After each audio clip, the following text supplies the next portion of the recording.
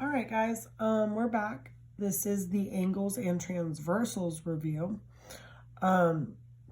which we were talking about finding missing measures of angles, not using a protractor. We were simply using all of our knowledge about angles and all the new terms that we learned about angles to determine what the angles must measure based on that. This is true geometry. You kind of prove yourself based on the rules, okay? So if you like this part, if you like this kind of thing, this will be, this is like the most elementary part of geometry. So you'll be doing stuff like this with angles and stuff. So we have a pair of parallel lines. They have to be parallel. If they're not parallel, they don't work. Okay, a transversal in definition is a line that cuts across a pair of parallel lines. So this is your transversal, all right, is the line that cuts across the two parallel lines, okay? All right, so the angles that they make, those are the ones that we're going to try to figure out. We're going to solve all of them. We're going to tell what each angle is equal to. They've only given us one angle measure. So they've told us that the measure of angle 2 is 54 degrees. All right, so I'm going to go ahead and fill that in right here, 54 degrees. All right, so it's up to us based on our new terminology and stuff like that to find the other angle measures. All right, so if you have those notes readily available from 6-8, we had a lot of terms that we talked about in 6-8. There were, of course, the transversal. We have corresponding angles. So if we look at that first term, corresponding angles, remember a corresponding angle is when you have the same angle on the other side. So for angle 2, if we're looking for a corresponding angle, we want the same angle on another side, all right?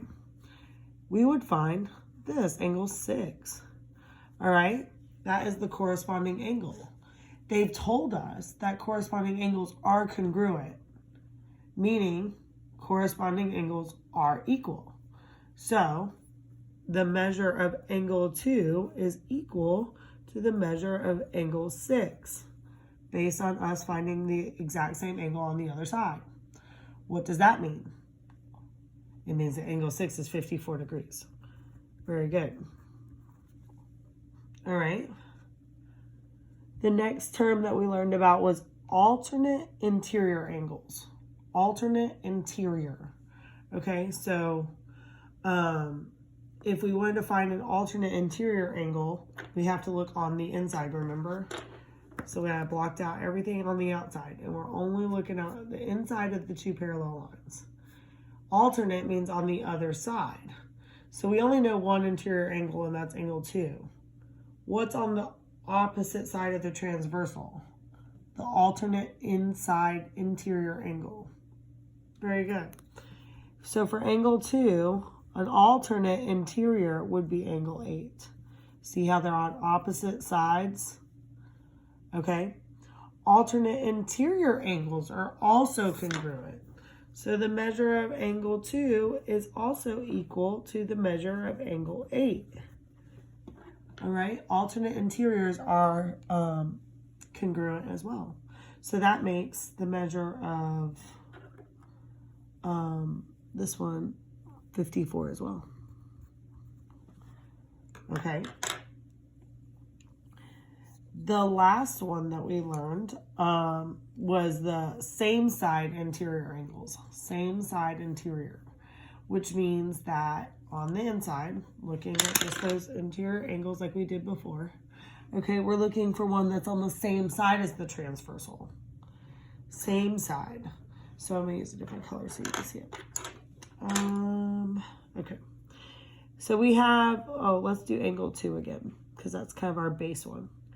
Angle 2, a same side interior on the exact same side of the transversal would be angle 5. These are same side. But what they tell us about same side interior are that they're supplementary. Okay, so I've heard people say it both ways, supplementary and supplementary. Okay, remember, supplementary, we have it in our other notes. Supplementary angles equal 180. Good. So we need them to add up to equal 180. So the measure of angle 2 plus the measure of angle 5, which we said was the same side interior, have to equal 180 degrees. Well, we only know the measure of angle 2, which is 54 degrees. What does the measure of angle 5 have to equal to be 180 degrees?